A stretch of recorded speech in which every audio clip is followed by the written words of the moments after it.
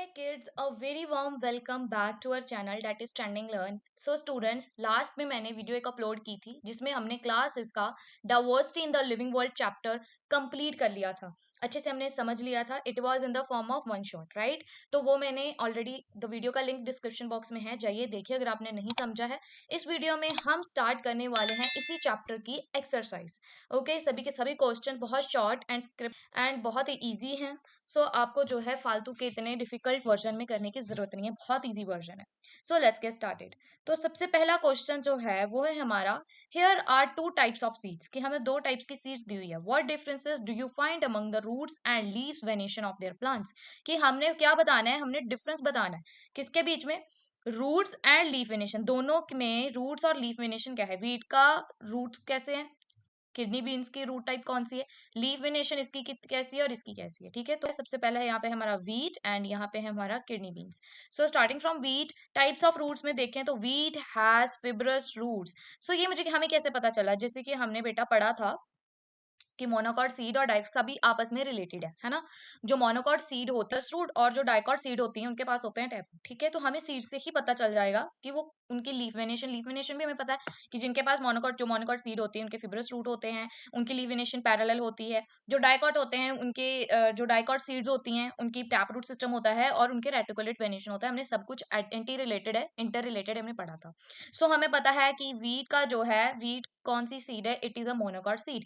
Wheat एक monocot seed है क्योंकि इसमें एक ही कॉटिलेडन है, एक ही कॉटिलेडन होता है. अगर मैं किडनी बीन्स की बात करूं तो ये डाइकॉट सीड्स होती है. यहाँ पे आप देख सकते हो एक आउटलाइन सी बनी हुई है कि ये पूरी आउटलाइनिंग है कि इसको टू पार्ट्स में, टू कॉटिलेडन में डिवाइड किया जा सकता है, लेकिन हम वीट को नहीं कर सकते, राइट?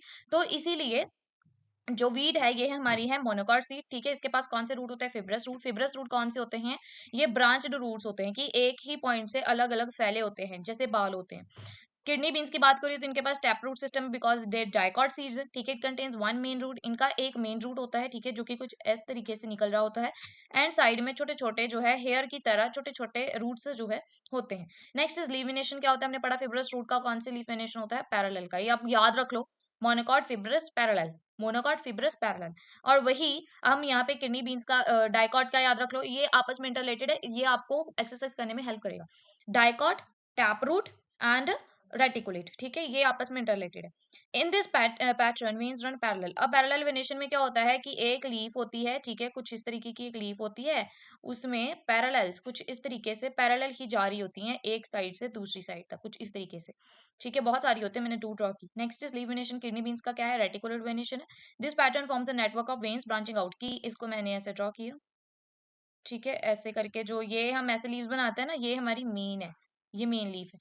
फिर उसके आगे जो है उनके आगे ही जो है छोटी छोटी वेन्स का एक नेटवर्क बन जाता है, जैसे इसके आगे फिर इसको ऐसे बनाया, इसको ऐसे. ठीक है, इस तरीके से पूरी पूरे लीफ में फैल जाता है. This is reticulate venation, this is parallel venation. Okay, so moving further, next question आता है, names of some animals are given below, कि हमें कुछ एनिमल्स के नेम दिए हुए हैं यहाँ पे, ये आप देख सकते हो.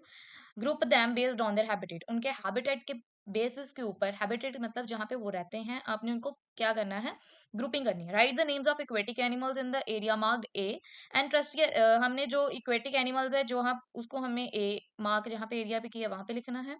ठीक है, बी वाले पे हमने टेरेस्ट्रियल एनिमल्स लिखना है. Enter the names of animals living in both habitats in C. जो सी में हमने जो दोनों जगह पे रहते हैं, ठीक है, ए में हमने लिखना है इक्वेटिक, बी में लिखना है टेरेस्ट्रियल, और जो दोनों में रहते हैं उनको लिखना है हमने सी में. सो गेटिंग स्टार्टेड, यहाँ पे आपके पास जो हमें एनिमल दिए है, horse, dolphin, frog, sheep, crocodile, squirrel, whale, earthworm, pigeon, tortoise. एक वन बाय वन करते हैं. Starting from horse. हॉर्स क्या है, वो जमीन पे रहता है, it is a land animal, तो हम उसको टेरेस्ट्रियल वाले में यानी कि बी पार्ट में हम लिख देंगे. उसके बाद आता है dolphin. Dolphin is aquatic animal, तो इसको हम ए पार्ट में लिखेंगे. उसके बाद फ्रॉग दोनों जगह पे रहता है, तो इसको हम सी में लिखेंगे. एंड शीप कहाँ पे रहते हैं, शीप भी जमीन पे रहती है, तो इसको भी हमने टेरेस्ट्रियल में लिख दिया. फर्दर क्रोकोडाइल जो है, क्रोकोडाइल वो दोनों जगह पे रह सकता है, दैट इज हमने इसको यहाँ पे लिख दिया बोथ में. स्क्विरल, स्क्विरल की बात करेंगे तो जो स्क्विरल है वो कहाँ पे रहता है, जमीन के ऊपर, तो उसको हमने बी में लिख दिया. फर्दर वेल जो है वो इक्वेटिक एनिमल है, तो उसको हमने ए पार्ट में लिख दिया. ठीक है, एंड अर्थवर्म की बात करें तो वो भी जमीन पे रहने वाला है, तो उसको भी हम यहाँ पे लिखेंगे बी पार्ट में. एंड नेक्स्ट इज पीजन ये भी हमारा एक तरह का लैंड एनिमल है, टोटोइस दोनों पे रहता है, तो हमने टोटोइस को सी में और पीजन को बी में लिख दिया। ठीक है, इस तरीके से आपने सर्कल ड्रॉ करके इनको सॉल्व कर देना है। Moving further, third question that is Manu's mother maintains a kitchen garden. Manu के मदर एक किचन गार्डन मेंटेन करते हैं। One day she was digging out radish from the soil. एक दिन वो क्या कर रहे थे, रेडिश को जो है खोद रहे थे, मतलब सॉइल में से उन्होंने रेडिश निकाली। सो शी टोल्ड मनु, उन्होंने मनु को बताया that radish is a kind of root. Radish एक तरह का क्या है बेटा, रूट।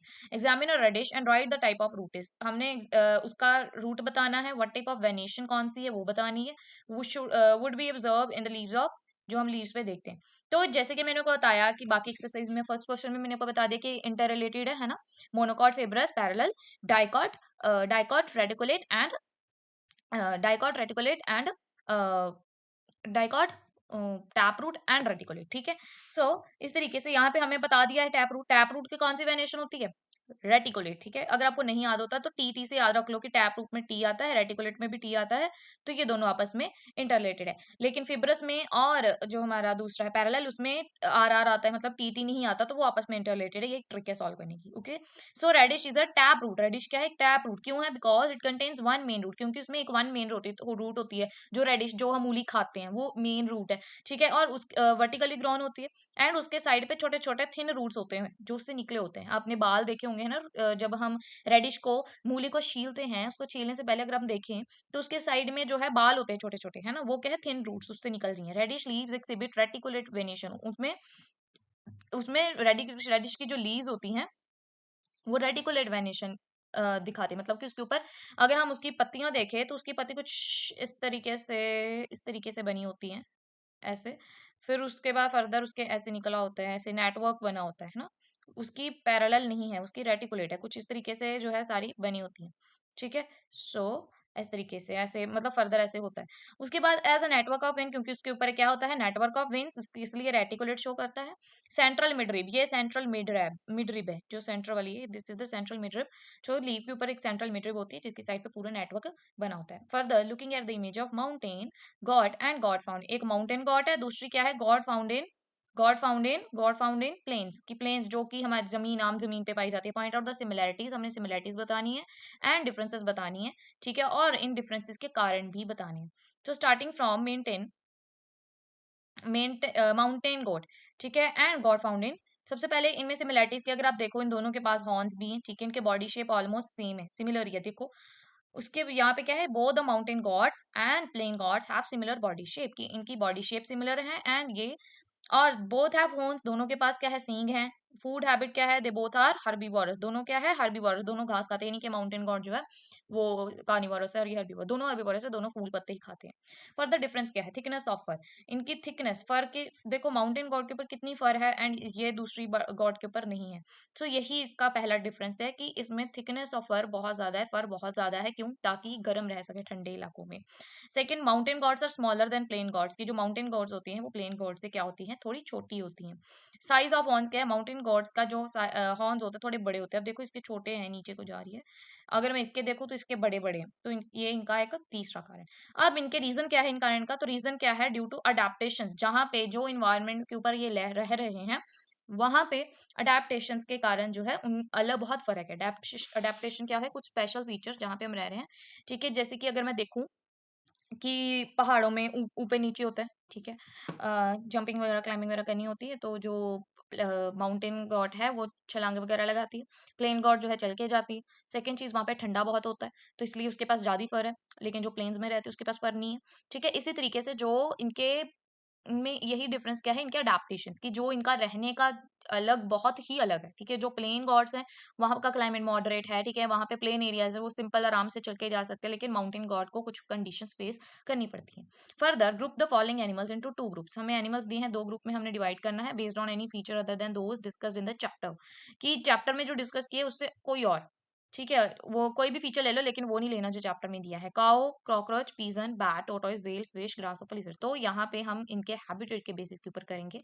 सो ग्रुप ए क्या है हमारा, टेरेस्ट्रियल एनिमल्स। ग्रुप ए कौन सा है, टेरेस्ट्रियल, जो कि लैंड पे रहते हैं। ग्रुप बी है एक्वेटिक एनिमल्स, जो कि पानी में रहते हैं। तो सबसे पहले काऊ की बात की जाए, cow is a terrestrial animal, cockroach is a terrestrial animal, pigeon is also terrestrial animal, bat क्या होता है चमगादड़, वो भी टेरेस्ट्रियल एनिमल, टॉर्टोइस भी टेरेस्ट्रियल एनिमल, जमीन पे रहते हैं।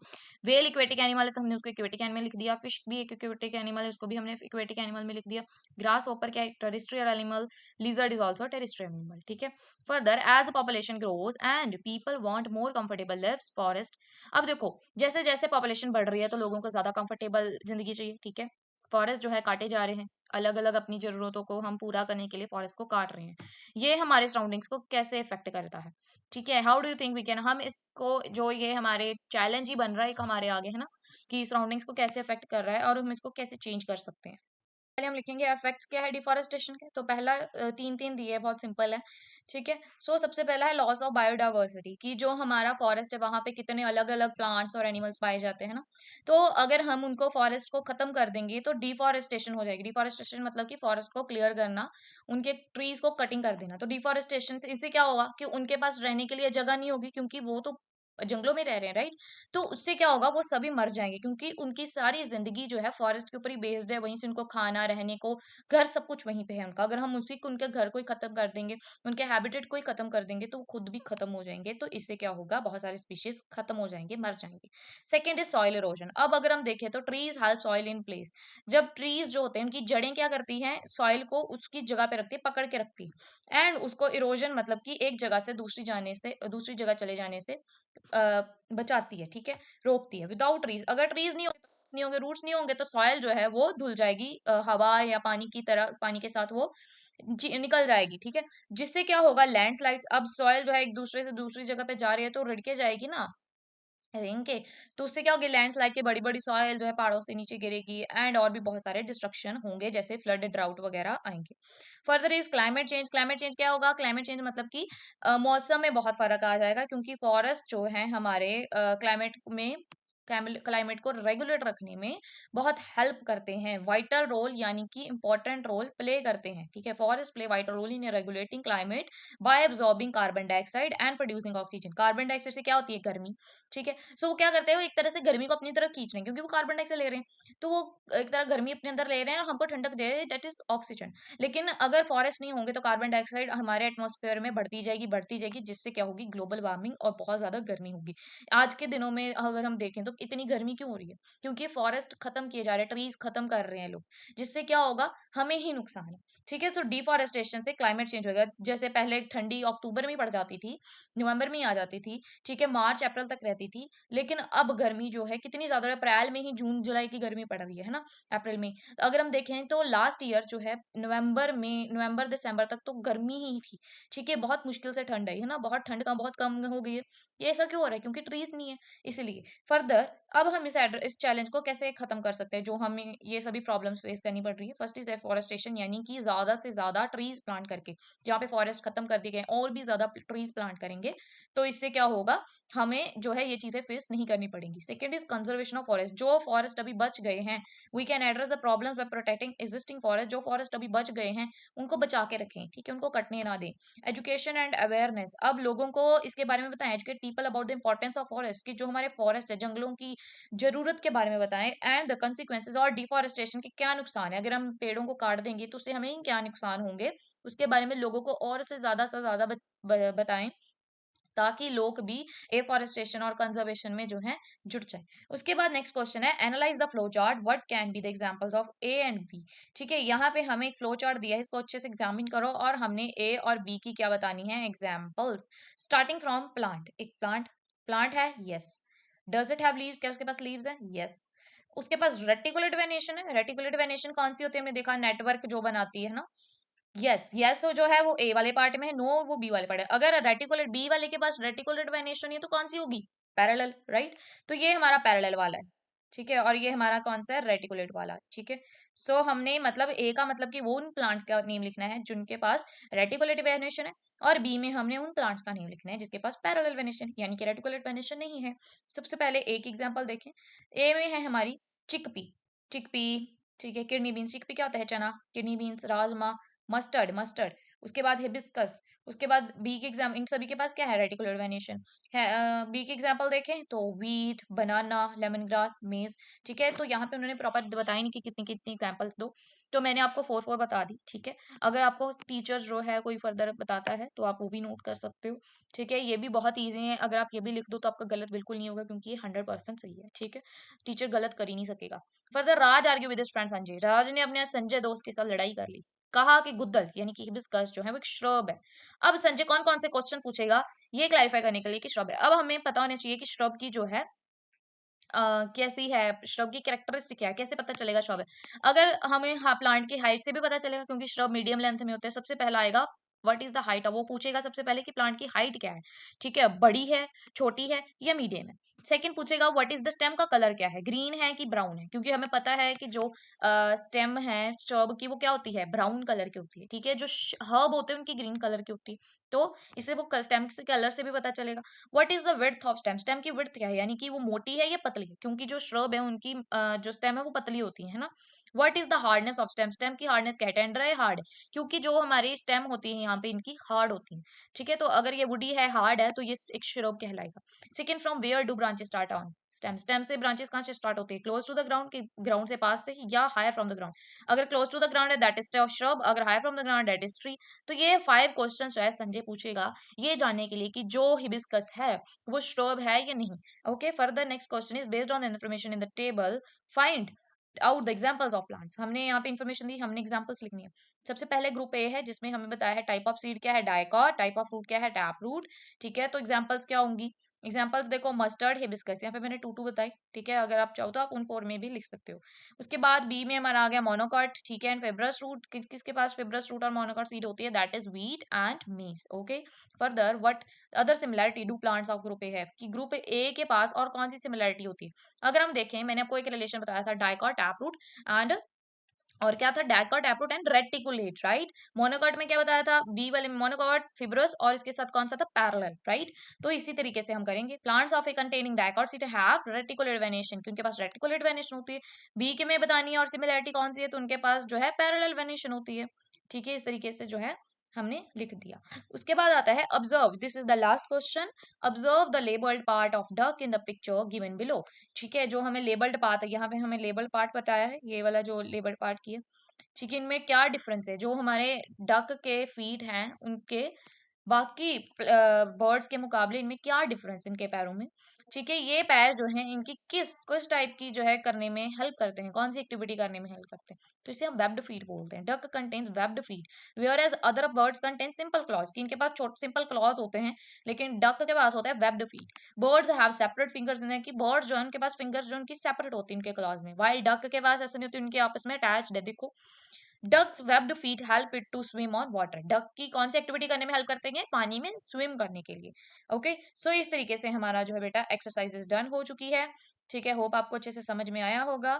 अगर आपको कोई भी प्रॉब्लम है, make sure to ask, I will definitely try to answer out.